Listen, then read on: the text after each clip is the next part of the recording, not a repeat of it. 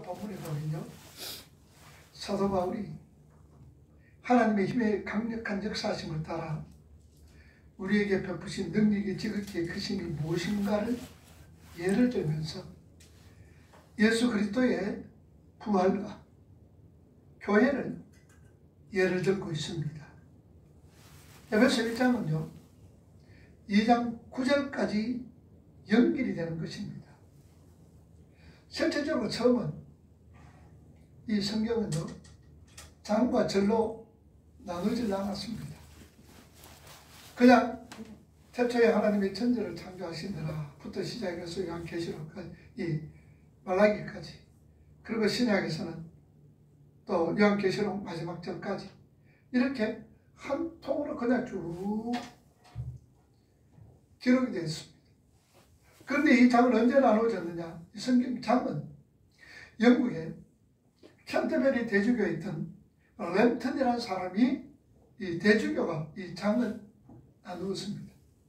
그리고 저는 1551년에 프랑스에서 뭘 하느냐, 인쇄업자를 하는 로버트 스테반이라는 사람이 이 절을 나누었습니다. 이 사람은 전문가가 아닙니다. 비전문가입니다. 자기가 인쇄하기가 쉽게 하기 위해서 절을 나눴습니다. 그리고 때로는 이 엄청나게 많으니까 말을 타고 가면서도 혹은 비를 맞으면서도 이 절로 나눈 거예요. 그러니까 때로는 성경의 장과 절 때문에 성경을 이해하는 데 방해가 될 경우들이 참 많이 있었습니다.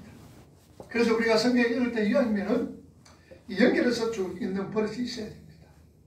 에베소 2장 1절의 원문에 보면요, 첫 단어가 여러분요 그러고 있습니다. 그런데 히브리 원문에는 카이란 말이 있습니다. 이 카이란 이 말은 영어로 보면 also, 또한이란 말과 and, 그리고란 뜻을 가지고 있습니다. 그러니 23절 여러분들 읽어봅시다. 교회는 그의 범인의 마물 안에서 마물을 충만하게 하시는 게 충만함이라. 그리고 이 말입니다. 그리고 그는 허물과 죄로 죽었던 너희를 살리셨도다. 그래서 카이란 이 단어가 있습니다. 그러니 2장의 서두는 1장의 말미에서 설명하고 있는 하나님의 능력과 예정과 계속 연결되어지는 부분입니다. 따라서 우리는 1장 말미와 2장을 연결해서 우리가 읽으셔야 되죠. 그래서 1장 19절에서부터 2장 9절까지 그 내용이 무엇이냐? 하나님의 능력이 예수님을 만물을 다스리는 자로 교회의 머리로 삼으셨는데 그 사실이 왜 하나님의 능력을 설명하는 예가 되었는지 2장 1절부터 설명하는 것입니다. 너희에게는 아무 조건도 없고 너희가 그 방면에 아무런 깨우침이 없을 때에 하나님께서 허물과 죄로 죽었던 너희들을 살리셨다. 너희가 지금 이렇게 하나님의 자녀가 되어 있다는 것이 하나님의 큰 힘과 지혜의 열심으로 된 것이지 너희는 아느냐라는 것에 관한 것을 2장까지 연결해서 설명을 하고 있습니다. 자, 그런 것을 우리가 신앙이라고 부르는 거예요. 그러니까 신앙은 40일 금식 기도해서 깊어지는 것이 아닙니다. 또한 심리적인 체험을 했다고 해서 우리 신앙이 깊어지는 것이 아니고 우리 신앙은, 저와 여러분들의 신앙은 하나님을 얼마나 아느냐나 그 아는 것만큼 우리 신앙이 깊어진다라는 말씀입니다. 그래서 우리가 전 시간에 말씀했죠. 하나님을 알아라. 어떻게 알아라? 힘써 알아라라고 성경은 우리에게 말씀을 합니다. 뭐로 통하여서? 하나님의 말씀으로 통하여서 우리는 하나님을 알 수가 있습니다. 그래서 저와 여러분들의 신앙의 깊이는 내가 하나님의 말씀을 얼마나 아느냐에 따라서 우리 신앙의 깊이가 정해져 있다는 사실이죠. 좀 그러면 보세요, 여러분. 왜 우리가 신앙이 깊어져야 됩니까? 여러분, 우리가 식물에 보면요, 식물이 땅에 이렇게 깊이 뿌리를 박으면은 어떤 바람이 불어도 뽑혀지지는 않습니다. 잘 흔들리지는 않아요. 마찬가지입니다. 우리 신앙의 뿌리는요, 하나님의 말씀에 깊이 뿌리를 박을 때에, 하나님을 아는데 깊이 뿌리를 박을 때에 어떤 환경과 어떤 여건과 어떤 조건 속에서라도 우리가 흔들리지 않고 굳건하게 믿음 위에 굳게 설 수 있다는 말씀입니다. 그래서 오늘 사울은요, 그 능력의 예정으로 들고 있는 교회의 예수 그리스도의 부활과 그리고 부활하신 그리스도께서 왕노릇 하신다라는 그 구절의 의미와 우리 예수 그리스도가 교회의 머리가 되신다는 구절의 의미에 대해서 좀 더 자세하게 우리가 한번 살펴보길 원합니다. 그래서 1장 결론을 맺어보도록 하겠습니다. 자, 그러면 먼저 예수 그리스도의 부활을 우리가 한번 살펴보는데, 죽음은 모든 사람이 두려워하는 겁니다. 죽음 앞에서 벌벌 떨지요. 죽음 앞에서 두려워하지 않는 사람은 없습니다. 죽음은 모든 사람이 두려워하죠. 그래서 히브리서 기자는 뭐라고 그럽니까? 세상에 태어나서 한 번 죽는 것이 정한 이치다라고 성경은 말씀을 합니다. 그러니까 아무리 죽음을 피할 수가 없습니다. 오늘 저와 여러분들 죽음을 피할 수가 없지요. 그리고 죽음 후에는요, 어떤 것도 부패하고 변질을 통과하지 아니할 수가 없습니다. 누구든지 죽으면은 부패해집니다. 그리고 변질되어진다는 말씀이죠. 그래서 성경은 모든 만물이 썩어짐에 종료를 하고 있다라고 표현을 합니다. 사도행전 2장 32절 말씀에 보면 예수 그리스도의 부활을 말하되 그가 음부에 버림이 되지 아니하고 그의 육신이 썩어임을 당하지 아니하리라 하더니 이 예수를 하나님이 살리신지라. 이렇게 예수님은 하나님에 의하여 살리심을 받았습니다. 아무런 능력이 없는 우리가 분명히 하나님의 능력에 의해서 새로운 몸으로 부활할 것이라는 것을 교회에게 보여주시기 위하여서 하나님께서는 예수 그리스도에게 자신의 힘을 사용하지 않도록, 자신의 힘을 사용하지 못하도록 하셨고, 철저하게 하나님의 능력에 의존해만 살 수 있도록 그렇게 하나님께서는 예수님을 말씀을 하셨습니다. 자, 그래서 예수님은 하나님이셨습니다. 그렇지만 그분은 부활에 있어서는 수동적이었습니다. 자신의 힘으로 살아나는 것 아닙니다. 하나님께서 죽으신 예수 그리스도를, 무덤에 가신 예수 그리스도를 하나님께서 능력으로 살리셨다라는 말씀입니다. 그러니까 요한복음 10장 17절 18절 말씀해 보니 내가 내 목숨을 버리는 것은 그것을 내가 다시 얻기 위함이니 이로 말미암아 아버지께서 나를 사랑하시느니라. 이를 내가 빼앗을 자가 있는 것이 아니라 내가 스스로 버렸노라. 나는 버릴 권세도 있고 또한 다시 얻을 권세도 있으니 이 계명은 내 아버지에게서 받았노라 하셨다. 그렇게 말씀을 합니다. 이 말이 무슨 말입니까? 예수님은 분명히 버릴 권세도 있고 얻을 권세도 있다는 말씀이죠. 그러나 아버지께서 엔톨레 명령하셨다라는 겁니다. 교회를 건져내기 위하여서 하나님께서 예수님에게 죽음을 명령하셨고, 주님은 교회가 어떤 방식으로 살아나게 될 것인가를, 우리 믿음의 성도들이 어떤 방식으로 살아나야 될 것인가를 보여주시기 위하여서 하나님이 살려내지 않으면 절대로 일어날 수 없는 지경으로 우리 예수님을 떨어뜨리시는 거예요. 우리가 스스로 살아날 수 없는 것처럼 주님도 그렇게 낮은 자리에서 떨어진 것입니다. 그 자리에서 오직 하나님의 능력이 임하셔서 우리 주님은 살아나시게 된 거예요. 우리가 그렇게 부활하게 된 것입니다. 사람은 본래 힘이 없잖아요. 능력이 없잖아요. 그래서 우리의 죽음을 누구가? 하나님께서 살리신 거예요. 이것은 마치 우리 주님은 능력이 있습니다. 우리 주님은 권능이 있습니다. 하나님이십니다. 본인도 얼마든지 살아날 능력이 있습니다. 그렇지만 하나님께서는 예수님께서 스스로 살아나지 못하도록 하나님의 능력으로 살아날 수 있도록 하신 이유는 오늘 저와 여러분들이 세상을 살아가면서 우리가 또 이 세상을 떠납니다. 죽습니다. 그리고 우리는 부활합니다. 그 부활은 누구의 능력으로? 하나님의 능력으로 우리가 부활한다는 것을 보여주시기 위하여서 우리 예수님은 부활이 수동으로 이루어졌다는 사실입니다. 그리고 하나님의 능력은 예수님을 살아나게 하셨을 뿐만 아니라 하나님 오른편에 앉히시고 왕노릇 하셨다는 사실입니다. 그것은 바로 시편 110편 1절 말씀, 이 구약의 예언을 성취하시는 말씀입니다. 시편 110편 1절 말씀해 보니 내가 내 원수들로 내 발판이 되게 하기까지 너는 내 오른쪽에 앉아 있으라. 그렇게 주님은 말씀합니다. 자, 성경에서 예수님을 하나님의 보좌 우편에 앉으신 분으로 자주 표현을 하고 있죠. 그것은 어떤 특별한 어떤 장소적인 개념이 아닙니다. 하나님 보좌의 우편에 앉아 계셨다라는 것은 우리처럼 이렇게 생각을 해서 하나님이 여기 앉고 그 다음에 우편에 저기 앉게 하셨다라는 어떤 장소적인 개념이 아니다라는 말씀입니다. 그래서 존 칼빈, 이 칼빈의 에베소 강연을 보면요, 칼빈은 그렇게 말했습니다. 구속 사역을 완성하신 다음에 그리스도께서 받으신 최고의 통치 권한을 가리킨다. 우편에 앉았다라는 것은 최고의 통치 권한을 가리킨다라고 말씀을 합니다. 그러니까 그 예수님께서 얼마나 높으신가를 우리에게 말씀해 주고 있지요. 마치 여러분들 이런 말이 있습니다. 아담과 하와가 누구에게 꾀해서요? 창세기 3장에 보면은 사단이 뱀을 통하여서 도구로 사용해서 꾀였습니다. 그리고 하나님께서 뱀을 저주를 합니다. 그죠?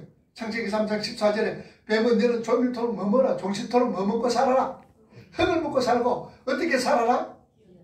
기어다니면서 살아라라고 얘기를 합니다. 자, 그러면 여러분 한번 보세요. 그러면 뱀이 하나님 앞에 저주받기 전에는 어떻게 다녔을까요? 걸어서 다녔어요? 뻣뻣하게 걸어서 다녔어요.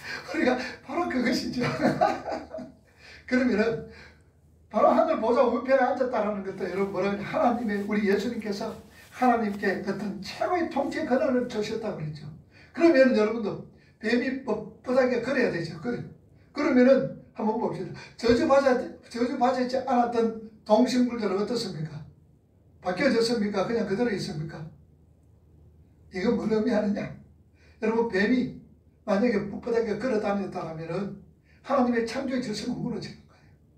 뱀은 본래 어떻게 다니도록 했어요? 기어 다니도록 만들었습니다. 하나님. 그런데 흙을 먹고 그 다음에 흙이 뭡니까? 아무것도 아니잖아요. 그죠? 그리고 뱀으로 기어 다니라는 이 말은 최대한도로 너희들이 이 세상에서 어떤 짐승들보다도 네가 비천한 동물로 살아라. 비천한 짐승으로 살아갈 것을 하나님은 말씀하시고 저주하셨다고 말이에요. 그러니까 뱀은 가장 비천한 이 파충류로서 그냥 살아가고 있는 거예요. 그래서 사람들은 뱀 보면 뱀 좋아라 그런 사람 별로 없어요. 몰라. 요새는 또 뱀을 갖다가 어떻게 그냥 파충류로 키우는 사람들 없잖아 있습니다만 실제적으로 뱀 보면 여러분 징그럽잖아. 저는 징그럽습니다. 여러분들 어떤지 모르지만 아마 대동소이하게 바로 그 말씀이에요. 뱀을 가장 비천한 존재로 하나님께서 저주해 버리신 거예요. 그렇게 너희들은 살아야 된다는 거예요. 바로 하나님의 보좌 우편에 앉았다라는 거, 하나님의 통치의 어떤 최고의 통치 권한을 예수님께 주셨다라는 겁니다. 그래서 그 예수님이 얼마나 높으신가를 본문 21절과 22절에 말씀하시는 거예요. 한번 읽어봅시다. 21절 모든 통치와 권세와 능력과 주권과 이 세상뿐 아니라 온 세상에 일거는 모든 이름 위에 뛰어나게 하시고 또 만물을 그의 발 아래에 복종하게 하시고 그를 만물 위에 교회의 머리로 삼으셨느니라. 아멘. 자, 그러니까 여기서 모든 증사와 권세와 능력과 주관하는 자는 누구를 의미할까요? 천사들을 가리킵니다. 천사들을 가리키는 게. 그러면은 그냥 왜 천사라고 써도 될 것인데 사도는 굳이 증사와 권세와 능력과 주관하는 자라는 표현을 썼느냐 그 말입니다. 그 이유는 다른 것 아니에요. 사도 바울은 천사의 명칭을 이렇게 높임으로 해서 그리스도의 영광을 확대시키는 거예요. 이렇게 높은 천사라도 정세와 권세와 능력과 주관하는 이런 모든 것을 주관하는 자다 할지라도 예수님께서 그들을 다스린다라는 것을 말씀을 하고 있는 거예요. 그래서 주님은 천사를 포함한 모든 피조물들을 통치하시는 것뿐만 아니라 이 세상과 오는 세상의 모든 존재들 위해 뛰어나게 하셨다라는 거죠. 자, 유대인들의 이 세대의 개념은요, 이 세대가 끝나야 그리고 다음 세대가 오는 것으로 여겼습니다. 자, 그런데 사도 바울은요, 예수 그리스도의 죽음과 부활로 말미암아 두 세대가 공존하는 시기가 되었다라고 표현을 합니다. 이 사상은요, 아주 중요한 기독교 핵심 진리를 내포하고 있습니다. 보편적으로 유대인들은 한 세대, 그리고 이 세대가 끝나면은 다음 세대. 우리가 이것을 갖다가 쉽게 표현을 하면은요, 이스라엘 백성들이 출애굽을 했습니다. 출애굽을 하고, 그래서 시내산에 도착을 했지요. 시내산에 도착을 해서 하나님께서 율법을 주시고 여러 가지로 다 주셨습니다. 그런데 모세가 40일 동안 시내산에 올라감으로 통하여서 이스라엘 백성들이 모세가 드디어 온 것을 알고 드디어 내려오며 죽었는가 싶어서 뭐라 그럽니까? 뭘 만들었어요? 시내산 밑에서 금송아지를 만들었습니다. 그럴 때 하나님께서는 그들에게 멸하셨습니다. 아주 그 백성들 3,000명을 죽였습니다. 그리고 하나님의 인도에서 바람광에서 가데스 바네아에서 이제 12명의 정탐꾼을 보냅니다. 12명의 정탐꾼이 40일 동안 정탐을 하고 보고를 합니다. 10명은 안 됩니다. 못 갑니다. 우리는 그들에게 메뚜기처럼 부족합니다. 보잘것없습니다. 그러나 2명은 아닙니다. 들어갑니다. 들어가면은 그들은 우리의 밥입니다라고 보고를 합니다. 자, 그럴 때에 하나님께서는 나타나셔. 그런 이 백성을 10명의 보고를 들었던 백성들은 돌을 들어서 모치를 칩니다. 하나님을 원망합니다. 그럴 때 하나님이 나타나셨습니다. 여러분들 알았다. 너희들이 말한 대로 우리 자녀들 너희들 못 들어간다 그랬지. 그래, 너희 말대로 너희들은 아무도 못 들어간다. 여호수아 갈렙 외에는 1세대 출애굽 1세대 그 사람들 중에서 여호수아 갈렙만 땅에 들어가고 너희들은 못 들어간다. 여러분들 말 조심하셔야 돼요. 그래서 우리가 어린들 말하잖아요. 말한 대로 된다는 거죠. 특히 여러분들 우리 믿음의 성도들이 말 여러분들 조심하시고 말 잘하셔야 돼요. 말 잘하셔야 돼요. 그래서 10명이 들어갔어요? 못 들어갔어요? 10명뿐만 아니라 출애굽 1세대 사람들이 아무도 못 들어가요. 그 출애굽 1세대 사람이 누가 속했어요? 모세도 속하고 아론도 속하고 미리암도 속하고 다 속한 거예요. 그래서 모세가 죽을 때에 눈이 쇠하지 않고 기력이 쇠하지 않더라고요. 눈이 어리지 않고 기력이 쇠하지 않더라 그랬습니다. 그런데도 1세대 사람 다 못 들어간 거예요. 그래서 1세대가 죽고 2세대라 그렇게 생각을 하는 거예요. 유대인들의 2세대는. 그러나 사도 바울은 예수 그리스도께서 죽음과 부활로 말미암아 이 두 세대가 1세대와 2세대가 공존하는 거예요. 다시 말하면 여호수아와 갈렙이 2세대 출애굽 2세대 사람들과 공존하는 것처럼 공존하는 시기가 되었다라고 표현을 하고 있습니다. 바로 이 사상은요 아주 기독교 핵심 진리를 내포하고 있는데 우리 믿음의 성도들은 이미 오는 세대에 속해 있습니다. 다시 살아났기 때문이지요. 우리는 이 패역한 세대에 속해서 살고 있습니다. 이 세상에 살고 있습니다. 그렇지만 이 세대 사람들이 아닙니다. 오늘 저와 여러분들은 이 세대에 살고 있지만 이 세대의 사람이 아닙니다. 우리 본 모습은 지금 어디가 있는 거예요? 영원한 하나님 나라가 있는 거예요. 그러니까 이 세대 바로 두 세대가 지금 공존하고 있는 거예요. 그래서 사도 바울은 이렇게 표현을 합니다. 로마서 6장 12절과 13절 말씀 우리 한번 찾아봅시다.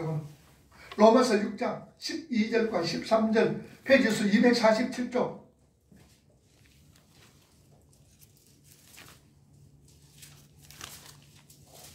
로마서 6장 12절과 13절 페이지수 247절 읽어봅니다. 시작. 너희는 죄가 죽을 몸을 지배하지 못하게 하여 몸의 사욕에 순종하지 말고 또한 너희 지체를 불의 무기로 죄에게 내주지 말고 살리신 하나님께 드리며 너희 지체를 의의 무기로 누구에게 드리나? 하나님 앞에 드리라. 우리는 이 세대에서 죽을 몸을 가지고 있습니다. 그러나 우리는 죽은 자 가운데서 다시 산 자들입니다. 그러므로 오는 세상은 이미 시작된 겁니다. 오는 세상은 이미 시작된 것이요 거기에 살 사람이 벌써 살아났기 때문에 그런 거지. 그래서 성경은 우리를 질그릇에 보배를 담은 자로 표현하고 있는 겁니다. 요한계시록 5장에 나오는 7인을 떼시기에 합당하신 유일하신 분, 그 예수 그리스도, 그 역사의 두루마리 인을 떼시는 분, 바로 그분이 오늘 이 역사를 주관하고 계신다는 말씀이죠. 그분은 오늘도 내일도 영원히 왕이십니다. 예수님을 그 다스리는 자리에 올려놓으신 하나님의 능력이 우리 안에 역사하고 계신다는 것을 우리가 아셔야 돼요. 우리 예수님을 죽음의 자리에서 부활하게 하시고 그리고 예수님을 최고의 통치자로 하나님께서 삼으신 그 하나님의 능력, 그게 능력이에요. 그 능력이 누가 안에 역사한다고요? 누가 안에서? 예수 그리스도를 죽음에서 살리신 하나님의 그 능력, 그리고 예수님을 최고의 통치자로 세우신 하나님의 그 능력이 지금 어디에 있다는 말입니까? 우리 안에서 역사하고 있다는 말씀입니다. 예수님을 죽음에서 살리시고 최고의 통치자로 세우신 그 하나님의 능력이 오늘 저와 여러분들의 안에서 역사하고 있다는 말입니다. 그것을 지금 사도 바울이 얘기합니다. 그래서 우리 안에 역사하시는 그 하나님의 능력을 알고 그래서 너희 신앙을 굳게 하라라는 말씀입니다. 그러니까 이 말씀이 비슷한 구절이 빌립보에서도 나오죠. 빌립보 2장 9절에서 10절 말씀에 보면 하나님께서 그를 지극히 높여 모든 이름 위에 뛰어난 이름을 주사 하늘에 있는 자들과 땅에 있는 자들과 땅 안에 있는 자들을 있는 모든 자들을 무릎을 예수의 이름에 꿇게 하셨다. 빌립보 2장 9절에서 10절 말씀인 거예요. 모든 만물이 예수님의 이름 앞에 무릎을 꿇습니다. 자, 그런데 우리가 그 구절을 가만히 보면요, 성경은 모든 만물을 예수님의 이름 앞에 꿇게 하셨다라고 말씀을 하고 있습니다. 그러니 예수님은 인간의 몸을 입으신 인성을 소유하신 하나님의 아들의 이름입니다. 그 인성이 지금 하늘에 올라가 있는 거지. 그리고 예수님은 부활하실 때에 인성을 땅에다 다 엎어놓고 가신 것이 아니라 2000년 전에 말구이에 오셨습니다. 12살 때 성전에 가셔서 성전 그들과 선생들과 얘기합니다. 그리고 아버지를 따라서 가구를 수레하기로 다니기도 하고 돌을 갖다 쌓아서 집을 만들기도 하고 그렇게 다녔습니다. 그리고 배반을 당하고 매를 맞고 그리고 십자가에 죽으신 그 인성을 가지고 변화된 몸을 입고 하늘 보좌 우편에 앉아 계신다라는 말씀입니다. 그러니 예수님이 가졌던 그 인성이 하늘에 올라가실 때 그 인성을 이 땅에 놓고 그냥 올라가신 것이 아니라 그 인성을 가지고 예수님이 하늘 보좌에 계신다는 사실입니다. 그 하늘 보좌 우편에서 다스리고 계신다는 말씀입니다.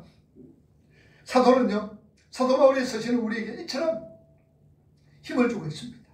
그의 서신은 실제적입니다. 우리도 똑같이 예수님과 함께 변화된 육신의 몸을 가지고 왕노릇 할 것임을 말씀으로 체감해 주고 있다는 말씀이죠. 그래서 빌립보 3장 21절에 보니까 그런 만물을 자기에게 복종하게 하실 수 있는 자의 역사로 우리의 낮은 몸을 자기 영광의 몸의 형체와 같이 변하게 하셨다라고 얘기하고 있습니다. 그러니 예수님은 우리와 같은 모습으로 사시기 위하여서 인간의 몸을 입고 이 땅에 오신 거예요. 그러니 오늘 저와 여러분들의 신분이 얼마나 엄청난 것인가를 미루어 우리가 짐작할 수가 있습니다. 오늘 저와 여러분들은 예수님과 하나님께서는 예수님과 함께 이 동격으로 생각을 하시면서 그렇게 우리를 높여주셨다는 말씀입니다. 자, 그런데 여러분들 고린도전서에 보면요, 고린도전서 3장에 보면은 고린도 교회에 파벌이 있어요. 나는 누구 파다? 아볼로 파다. 나는 바울 파다. 나는 또 누구 파다? 나는 베드로 파다. 아볼로 파다. 사도 바울 파다. 뭐 이렇게 파별이 있다 이 말입니다. 그런데 사도행전 3장의 21절과 22절 말씀해 보니 사도 바울은 그럽니다. 여러분, 모든 만물을 다스릴 사람인데 여러분들은 모든 만물을 다스릴 사람인데 나는 베드로파다, 나는 아볼로파다, 나는 바울파다 이런 것들을 다투고 있느냐 그 말이에요. 이런 것 가지고 여러분 다투지 마세요. 사도 바울은 그렇게 고린도 성도들에게 권면을 하고 있다 그 말씀입니다. 다시 말하면 교회 안에서 나는 권사파다, 나는 장로파다, 나는 목사파다 이렇게 파벌을 나눠서 다투지 말라는 얘기입니다. 왜? 우리 믿음의 성도들은 모든 만물을 다스릴 수 있는 권세가 있기 때문이다라는 얘기죠. 그 권세를 누가 주셨어요? 하나님의 능력으로 우리가 허락해 주셨다는 말씀입니다. 그리고 그 엄청난 권세를 가진 우리 예수님께서 바로 우리의 머리가 되셨다는 것을 사도 바울은 강조를 하고 있습니다. 하나님이신 그분이 우리와 한 영이 흐르고 한 피가 흐르는 하나의 유기체가 되었다는 말씀이죠. 그 크신 하나님의 능력으로 그렇게 되었다라는 것입니다. 그래서 우리는 현재도 하나님의 아들이며 현재도 하나님의 딸입니다. 하나님의 자녀입니다. 우리는 이 세대뿐만 아니라 오늘 세대의 왕노로 하는 예수 그리스도의 살 중에 살이요 뼈 중에 뼈인 것을 우리는 아셔야 됩니다. 그리고 우리가 그분의 몸입니다. 그렇기 때문에 거룩하고 완성된 신부로 살아가라고 주님은 거듭거듭 우리에게 말씀해주고 있다는 것입니다. 물론 우리는 예수 그리스도의 그 완벽한 행위를 전가받아 당당하게 우리가 주님 앞에 하나님 앞에 설 수가 있습니다. 그게 무슨 믿음이라 그랬어요? 누구에 대한 믿음? 예수에 대한 믿음. 이 예수에 대한 믿음으로 말미암아 저와 여러분들은 하나님 앞에 당당히 설 수가 있습니다. 그러나 그 예수의 행위를 의지해서 구원을 얻는 것을 아는 우리 믿음의 성도들은 당연히 예수님의 삶을 닮아가게 되어 있다는 사실이죠. 닮아가야 됩니다. 그래서 우리 성도들의 삶에 거룩한 삶이 명령으로 하나님께 하달되어지는 거예요. 죄와 싸우되 어떻게 싸우라? 피 흘리기까지 싸우라고. 왜? 우리 거룩을 위해서. 하나님의 백성으로 지어져가며 예수 그리스도로 닮아가는 우리 믿음의 성도들은 죄와 싸울 때에 피 흘리기까지 싸우라고 우리에게 거룩을 하나님은 명령하셨다라는 말씀입니다. 그래서 우리 믿음의 성도들의 삶에 마치 하나님께서 우리가 한 것처럼 여겨주시기 위해서 우리에게 많은 권고와 충고와 명령을 하고 있다는 말씀입니다. 우리 안에 있는 하나님의 능력, 성령 하나님께서 우리에게 소원을 두고 행하시게 하신다는 그 말이 바로 이런 의미입니다. 성령이 우리에게 소원을 두고 행하시는 거예요. 우리 거룩을 위하여서. 그러니 우리 안에서 따라서 하나님은 오늘 저와 여러분들의 삶 속에서 어느 그 행실이 나올 수 있는가를 우리가 수시로 우리 삶을 바라보면서 점검을 해야 됩니다. 내가 하나님의 백성으로서 살아감에 있어서 예수 닮은 어떤 모습들이 있는지 없는지, 나타나고 있는지 안 나타나고 있는지 스스로 계속해서 끊임없이 점검하면서 살아가라고 말씀을 하고 있습니다. 그래서 에베소에서 우리 믿음의 성도들이 삶에 나와야 될 옳은 행실에 대하여 구체적으로 에베소는 나열하고 있습니다. 한번 찾아봅시다. 에베소 4장 25절에서 32절까지. 오늘 본문이죠. 에베소 4장 25절에서 32절까지. 자, 한번 읽어봅시다. 25절. 그런즉 무엇을 버리고 거짓을 버리고 각각 그 이웃과 더불어 참된 것을 말하라. 이는 우리가 서로 지체가 된다. 26절. 운을 내어도 죄를 짓지 말며 해가 지도록 불을 품지 말고. 27절. 도둑질 하는 자는 다시 도둑질 말고 돌이켜 가난한 자에게 구제할 수 있도록 자기 손으로 수고하여 선한 일을 해라. 무릇 더러운 말은 너희 입 밖에도 마지 말고 내지 말고 오직 덕을 세우는데 소용되는 대로 선한 말을 하여 듣는 자들에게 무엇을 끼쳐라? 은혜를 끼쳐라. 30절. 하나님의 성령을 마지 마라. 거짓말하게 하지 말라. 그 안에서 너희가 구원의 날까지 인치심을 받았느니라. 그러면 31절. 너희는 모든 악독과 노함과 분냄과 떠드는 것과 비방하는 것을 모든 악의와 함께 마고 버리고 서로 친절하게 불쌍히 여기며 서로 용서하기를 하나님이 그리스도 안에서 너희를 용서하신 같이 하라. 이렇게 하나님께서는 우리 믿음의 성도들의 삶 속에서 나타나야 될 옳은 행실에 대하여서 구체적으로 이렇게 말씀을 하고 있습니다. 이러한 어떤 내용들이 바로 우리가 마땅히 살아가야 될 내용이지요. 그러면 어떻게 우리가 이렇게 살아갈 수가 있어요? 자, 이렇게 살아가려면 어떻게 거짓말을 버리고 이웃과 더불어 탐낸 것 말하고 서로 불을 내어도 죄짓지 말고 해가 지도록 품품지 말고 마귀에게 틈을 주지 말고 도둑질하는 도둑질하지 말고 구제할 수 있도록 자기 손으로 일하며 더러운 말은 너희 입 밖에도 내지 말고 선한 말만 하고 서로 악독과 노함과 분냄과 떠드는 것 비방하는 것 악의와 함께 모든 것을 버려라. 그리고 친절하며 불쌍히 여기며 서로 용서하기를 하나님이 그리스도 안에서 용서하신 것처럼 용서해라. 아이고 이거 어떻게 하면 살아갈까? 40일 내가 금식기도하면 이렇게 살아갈 수 있을까? 아니면 날마다 천일 동안 그냥 새벽기도, 이거 새벽기도하면 내가 이렇게 살아갈 수가 있을까? 또 야 하나님 아버지 거룩하게 살게 해주세요 라고 열심으로 기도하면 이렇게 살아갈 수 있을까? 여러분 어떻게 해요? 40일 금식기도하고 하루도 빠짐없이 새벽기도 하고 또 하나님 앞에 하나 시시때때로 하나님 이렇게 살게 해주세요 이렇게 기도하면 여러분들 살아갈 수 있을까요? 여러분 그렇게 한다면요, 그렇게 살아간다면요 날마다 그렇게 할 수가 있죠. 그러나 우리가 먼저 하나님을 향한 하나님의 능력과 은혜와 사랑을 충분하게 우리가 배우고 느껴야 돼요. 하나님의 사랑과 하나님의 능력을 우리가 배우고 느끼고 그리고 그 감사와 감격을 바탕으로 우리 손과 발을 움직이자 그 말입니다. 여러분 이 말이 무슨 말입니까? 우리가 하나님의 은혜에 감사합니다. 하나님의 능력과 역사하심 그 배우고 깨달아서 우리가 손과 발을 움직입니다. 손과 발을 움직이는 거예요. 감사 감격해서 우리가 하나님 앞에 헌신하고 봉사하고 충성하는 것도 마찬가지입니다. 그냥 남들이 하니까 하는 것이 아니라 하나님의 은혜에 감사, 하나님의 능력에 감사하고 기뻐하고 부활하신 그 하나님, 우리를 살려주신 그 하나님의 능력, 그 감사하고 기뻐하면서 우리가 손과 발을 움직일 때에 그 마음속에 기쁨이 충만해집니다. 즐거움이 있습니다. 행복해집니다. 그럼 철학기도 한다고 그런 거 나오는 것 아니에요. 금식기도 한다고 그렇게 나와지는 건 아닙니다. 그래서 우리는요 하나님의 은혜, 감사와 감격을 바탕으로 우리가 손과 발 움직일 때에 우리에게는 의지의 발동과 행동이 또한 필요한 거예요. 손과 발을 움직여야 되는 거예요. 물론요 복음을 이해하는 바탕으로 되어져야 되죠. 복음이 뭐예요? 하나님의 사랑과 예수 그리스도의 십자가 은혜 아닙니까?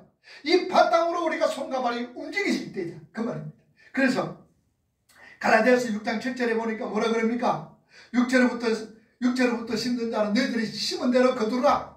심은 대로 거두는데 육체로부터 심는 자는 육체로부터 따르면 썩어질 것을 거두고 썩어질 것을 거두고 성령을 위하여서 심는 자는 성령을 위하여 성령으로부터 영생을 거두게 된다. 성령으로부터 영생을 거두게 된다.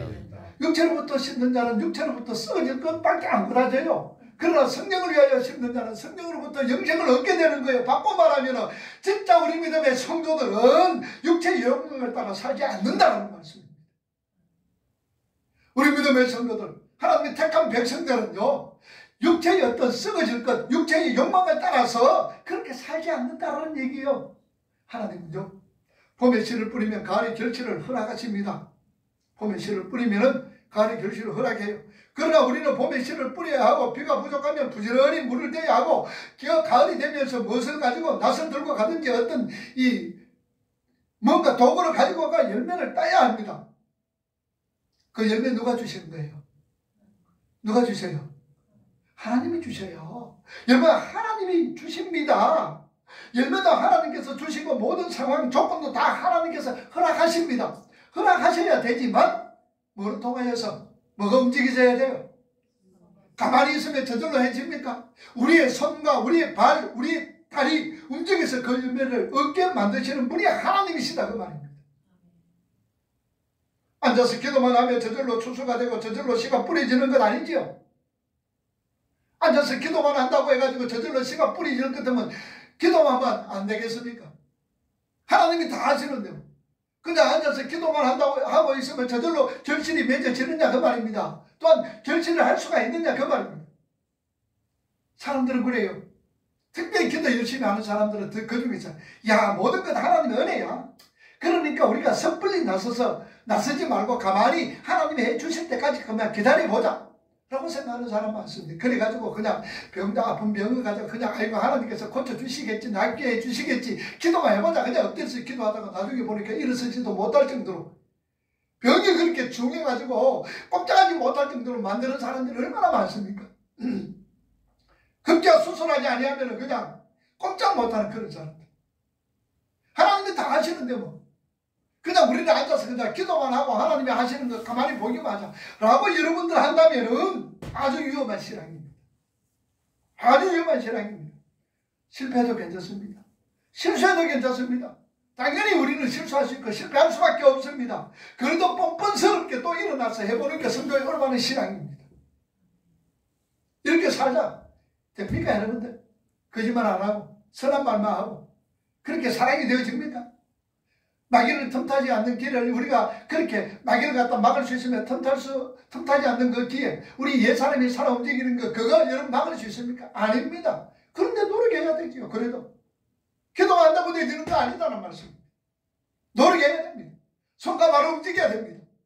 그러고 하다 보니까 또 실패합니다. 아이고 하나님 오늘도 넘어졌습니다. 또 실수했습니다. 아이고 하나님 또 실수했습니다. 그래도 괜찮습니다. 당연하게 실수할 수 있고 실패할 수 있습니다. 그러나 또 뻔뻔스럽게 한번 해보자. 내 속에 계시는 하나님의 능력 역사심이 있는데 뭐 한번 해보자 일어나는 거예요. 이게 우리 성도들의 모습입니다. 이게 참된 신앙의 모습입니다. 기도만 한다고 되지는 것 아니에요. 기도만 한다고 되진다면 얼마나 좋겠어요. 신명기 7장에 1절에서 5절까지 말씀해 보면요. 하나님께서 가나안 족속을 너희들의 가나안 땅에 들어갈 때에 그 족속을 전부 다 진멸하라고 명령했습니다. 이건 영적인 차원에서 너희는 이제 그들의 삶의 원리와 단정을 하라는 겁니다. 그들의 삶을 쫓지 말라는 겁니다. 하나님이 괜히 사람을 다 죽이라고 하신 거 결코 아닙니다. 어린이까지 다 죽이라고 말씀하고 있습니다. 그만큼 오늘 우리 믿음의 성도들이 거룩이 완벽하게 요구되고 있다는 증거인 거예요. 하나님께서 가나안 족속들을 모두 내시라고 명령하신 것은요. 이제 너희는 죄악된 세상과 타협해서 살지 마라. 죄를 짓는 사람으로 살지 마라. 너는 이제부터 내 족속이요. 나의 백성이요. 나의 거룩한 나라의 시민인 거로 그 나라 시민답게 살아라. 그 나라 하나님의 백성답게 살아야 하며 그들과 맹연을 나누어서는 안 된다라는 명령입니다. 그래서 요한계시록 18장 4절은 내 백성아 거기서 나오라라고 얘기하잖아요. 하나님은 우리에게 거룩을 명하고 있습니다. 하나님은 우리에게 구별된 삶을 하나님께서 명령하고 있습니다. 그래서 신약 시대로 표현을 하면은 구습을 쫓는 옛 사람을 벗어버려라 그 말입니다. 구습을 쫓는 옛사람을 벗어버리라는 거예요. 더러운 말과 행동은 다 벗어버리고 악은 모양이라도 취하지 말라고 하시는 거예요. 우리가 궁극적으로 들어가야 될 영적 가난 새하늘과 새 땅은요, 그렇게 그냥 하늘에 뚝 떨어지는 것 아니다라는 얘기입니다. 우리가 치러야 될 전쟁이다 그 말입니다. 전쟁인 거예요. 그래서 신명기 7장 6절에서 11절 말씀에 보면요, 하나님께서 이스라엘 백성들에게 말씀을 하는데 너희가 뭐 잘나서 건져낸 것 아니다. 순전히 하나님의 은혜로 건짐을 받은 자들이니 이제 그 은혜를 받은 자로서 하나님의 명령과 규례와 법도를 잘 지켜라. 이스라엘을 건져내시고 시내산에서 율법을 주시는 것은 이제 너희는 거룩한 자들이니 거룩하게 살라라는 그런 의미로 주셨다는 사실입니다. 자, 이렇게 하나님의 명령은요, 가나안을 모두 진멸하라는 것임에도 이스라엘 백성들의 대적을 모두 진멸하지 않았습니다. 진멸하지 않고 가사와 그 다음에 가드와 그리고 아스돗에 아낙 사람들을 조금 남겨두었습니다. 그 정도로 뭐 괜찮겠지. 그래서 이스라엘, 우리가 사사기에 공부를 해봤잖아요. 사사기에 공부하면은 이스라엘 백성들을 하나님께서 쫓아내서라 하라 그랬음에도 불구하고 그 백성들은 쫓아내지는 않았어요. 뭐냐? 노비로 사용하는 거예요. 일을 시키려고 그 백성을 쫓아내지 않았어요. 꼴짝에 있는 가나안 사람들은 철병거를 가지고 있었더라. 그 철병거가 무서워서 그런 거 아니에요. 그 철병거를 이스라엘 백성들이 사용하도록 하기 위해서 그들이 사용하려고 그들을 쫓아내지 않았다라는 사실입니다. 그러니까 이 정도야 좀 어떨까? 뭐 이 정도는 괜찮을 거야 라고 생각을 하는 거예요. 그런데 그 결과가 어떻게 됐느냐 그 말입니다. 가사에서 여러분 가사 사람들은 좀 아낙 사람들 좀 남겨뒀어요. 블레셋 사람들을 남겨뒀어요. 그런데 가사에서 어떤 일이 났습니까? 블레셋이 삼손을 죽였어요. 가사에서. 가드에서 누가 일어났어요? 가드 사람 누가? 골리앗이 가드 사람이에요. 골리앗이 있었습니다. 그리고 아스돗에서는 무엇입니까? 이스라엘 법궤가 빼앗겼습니다. 가사에서는 삼손을 죽였습니다. 가드에서는 골리앗이 나왔습니다. 그리고 아스돗 거기에서 이스라엘 백성들이 블레셋과 전쟁하다 법궤를 빼앗겼던 그런 어떤 일들이 있습니다. 우리가요, 우리의 삶 속에 이 정도는 괜찮겠지 라는 생각으로 남겨놓은 작은 죄악된 죄악의 불씨들이 언젠가는요 누룩처럼 우리 죄를 부풀게 해서 우리를 먹여 삼킬지도 모른다는 것을 여러분들 명심하셔야 돼요. 이 정도는 괜찮겠지 뭐. 이 정도는 괜찮겠지. 이 정도는 괜찮겠지. 천만의 말씀입니다. 하나님은요 너무나 잘 아시는 분이세요. 이 정도도 괜찮겠지가 아닙니다. 아예 그 실을 말라버려야 됩니다. 죄악된 그 실을. 실패하지요. 실수합니다.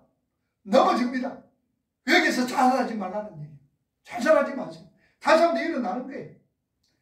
우리가요, 우리 약점들이 계속해서 우리를 넘어뜨립니다. 우리 약점들이. 우리가 누리고 있던 옛것에 자꾸 여러분들 미련을 갖고 계시면요, 롯의 처처럼 아내처럼 될지도 모르는 거예요. 소돔과 고모라가 멸망할 때에 롯의 처가 어땠습니까? 뒤돌아보다가 자꾸 옛날 것이 생각나는 거예요. 자꾸 미련이 남는 거예요. 아이고 저거 저 많은 거 저거 불타가 어쩌노? 뒤돌아보다가 뭐가 됐어요? 소금 기둥이 됐던 것을 우리가 아셔야 돼요. 여러분들 자기가 하고 싶은 대로 다 하면요, 그 옛 습관을 절제하고 잊지 못하면 어떻게 되겠느냐? 뿐만 아니라 우리에게 사명이 있잖아요. 우리 사명이 있습니다. 어떤 사명입니까? 나를 통하여서 뭐가 확정되어지는 거? 하나님 나라가 확장되어지는 거. 하나님께서 우리에게 이 사명을 주셨다라는 사실입니다. 그래서 우리는 언제 어디서 무엇을 하든지 어떤 곳에서든지 누굴 만나든지 내가 하나님의 백성으로 지어져 가면서 그리고 나를 통하여 하나님 나라가 확장되어지는데 나는 이 사명을 받았다는 거 여러분들 명심하셔야 되는 거예요. 끝까지 여러분들 어떤 모양으로든지 이거 생각하시면서 살아가야 돼요. 하나님께서는요 이렇게 다른 사람들이 우리를 보고 주님께 돌아오게 되기를 기대하고 있습니다. 그래서 마태복음 5장 14절에서 16절 너희는 세상에 비친다. 너희 착한 행실을 보고 하나님께 영광을 돌리게 하라고 얘기하잖아요. 이 착한 행실이 뭡니까? 착한 행실, 우리가 날마다 주님으로 통하여서 말씀으로 통하여서 새롭게 지어져가는 거예요. 내 속에 있는 하나님의 능력으로 통하여서 우리가 날마다 주님 닮아가는 하나님의 백성으로 지어져 가는 게 그게 착한 행실이다 그 말입니다. 그걸 보고 하나님께 영광을 돌리게 되느니라. 우리 주위의 사람들이 야, 저 사람 참 예수 믿었더니 뭔가 달라졌네. 저 사람 보니까 예수 믿는 거 보니까 뭔가 조금 자꾸 변화되어 가고 있네. 하나님께 하나님이 살아 역사하심을 저 사람으로 통해서 보는구나. 이렇게 해제된다라는 것을 말씀을 합니다. 그 하나님의 능력이 우리 안에 존재하고 있기 때문입니다. 여러분 에스겔서 나오는요 새로운 성경이 있습니다. 에스겔서 나오는 성경에 보면 뭐가 없느냐? 법궤가 없는 것입니다. 에스겔서 새 성경에 나오면 법궤가 없어요. 그 법궤가 왜 없어졌느냐? 이제는 이 법궤는요 참 성전이신 예수 그리스도 안에 있는 우리 성도 안에 있기 때문에 에스겔서의 새 성전에 법궤가 없는 거예요. 그러니까 그 법궤가 뭡니까? 말씀이잖아요. 하나님 말씀인 거예요. 그 법궤가 지금 어디에 있는 거예요? 우리 안에 있다는 사실. 그래서 에스겔의 새 성전의 법궤가 안 보이는 거예요. 없다라는 말씀입니다. 이제는 참으로 말씀은 법궤 안에 있지 않고 우리 성도 안에 있는 겁니다. 그 천지를 창조하신 능력의 말씀이 오늘 저와 여러분들 안에 있는데 왜 나는 안 될까라고 자포자기하지 마라 그 말입니다. 자포자기하지 마세요. 아이고 나는 왔는데 실패했으면 또 일어나요. 실수했으면 또 일어나는 겁니다. 나는 안 되라고 자포해서는 안 됩니다. 자, 시편 119편 9절 봅시다. 한번 찾아봅시다. 시편 119편 9절. 자, 읽어봅니다. 시편 119편 9절. 시작. 청년이 무엇으로 그의 행실을 깨끗하게 하리까? 주의 말씀만 지킬 따름입니다. 청년이 무엇으로, 우리 믿음의 성도들이 무엇으로 그의 행실을 깨끗하게 합니까? 누구의 말씀은? 하나님의 말씀을 따르겠습니다. 말씀으로 통하여서만이 된다는 사실. 하나님 우리 속에 계시는 하나님의 능력이요 뭐로 통해서 그 능력이 나타날까요? 하나님 말씀입니다. 그래서 하나님을 알고 하나님을 더욱더 깊이 알아갈수록 하나님의 능력이 더 우리 속에서 역사하시는 거예요. 말씀 없이 여러분들 기도만 한다고 해가지고 하나님의 말씀이 하나님의 능력이 나타납니까? 아닙니다. 말씀과 기도가 병행할 때에 엄청난 하나님의 파워가 우리를 통해서 나타나는 거예요. 믿습니까? 믿어요? 그래서 우리는 말씀을 알아야 되는 거예요. 말씀으로 우리는 우리 행실을 깨끗하게 할 수 있는 거예요. 자, 그런데 그 말씀이 이미 우리 속에 침투해 들어와 있습니다. 그래서 우리는 알 수 있습니다. 구원받은 우리 믿음의 성도들은 열심을 내지 않을 수가 없다라는 얘기입니다. 구원받은 우리 성도들은 노력하지 않을 수가 없습니다. 구원받은 우리 믿음의 성도들은 최선을 다하면서 살 수밖에 없다는 얘기죠. 그래서 그들은 열심을 내다가 그 열심 때문에 순교를 당하기도 하죠. 우리 모두는 그 순교 정신으로 이 땅에서 우리의 손과 발을 움직여야 합니다. 그래서 요한계시록에 보면은 말처럼 살아가는 우리 모든 믿음의 성도들을 뭐로 인정해 주신다? 순교자로 인정해 주신다. 그 말이에요. 순교자로 인정해 주시는 거예요. 그래서 우리는 결국 예수님과 더불어 상속자입니다. 하늘을 상속받은 자들입니다. 그리고 그러기 위해서는 우리 속에서 누가 하나님의 능력이 역사하시는 거예요. 하나님의 능력이 어떤 자 살리셨어요? 우리 속에 계시는 하나님의 능력이, 그 능력이 누구를 살리셨어요? 누구를? 나를 살리지요. 저처럼 누구를 살리셨어요? 예수님 살리셨잖아요. 자, 하나님이 우리 속에 계시는 하나님의 능력을 예로 들었습니다. 뭐로 들었습니까? 예수님 살리신 거. 또 다음에 예수님을 어디에 앉히신 거? 최고의 통치자로 앉히시는 것. 이건 누구의 능력이다? 하나님의 능력이다. 그 능력이 우리 속에서 역사하시는 거예요. 그래서 우리도 살아나는 거예요. 우리 또한 만물을 다스리는 권세를 우리에게 하나님이 허락하신 거예요. 이런 어떤 우리가 째째하게 그냥 나는 누구 받아 그러지 말라는 얘기예요. 그러지 말고. 그러면서도 우리는 이 세상 살아갈 때에 우리 믿음의 성도들은 어떻게 살아가야 될 것인가를 에베소를 통해서 우리에게 말씀해 주셨잖아요. 우리가 그렇게 살도록 노력해야 되는 거예요. 힘을 써야 되는 거예요. 또 땀을 흘려야 되는 거예요. 피 흘리기까지 저와 싸워야 되는 거예요. 그러다 보면 넘어집니다. 쓰러집니다. 실패합니다. 그러다 우리는 일어나는 거예요. 그래서 왜? 내 속에 계시는 하나님의 능력이 나를 일으키시는 거예요. 그럼 또 그렇게 살아라고 우리는 몰아붙이는 거예요. 아이고 나는 못하겠습니다. 안 되겠습니다가 아닙니다. 일어나셔야 돼요. 또 하는데 손가락을 움직이는 거예요. 다리를 움직이는 거예요. 그러다 실패합니다. 또 이래 또 하는 거예요. 내 속에 계신 하나님의 능력이 끝까지 우리를 어디로 하나님의 백성으로 만들어가는 거예요. 그게 하나님의 능력이다라는 사실. 이 능력이 우리 안에 있다는 얘기예요. 그래서 우리는 되게 살지 말고 의기소침하게 살지 말고 소인배처럼 그렇게 살지 말고 확 넓혀서 마음도 넓히고 생각도 넓히고. 그래서 우리 속이 좁은 사람은 뭐다 그럽니까? 저거 누구 속 같다? 밴댕이 속. 밴댕이가 뭡니까? 네? 조그만한 거죠. 밴댕이 조그만하죠.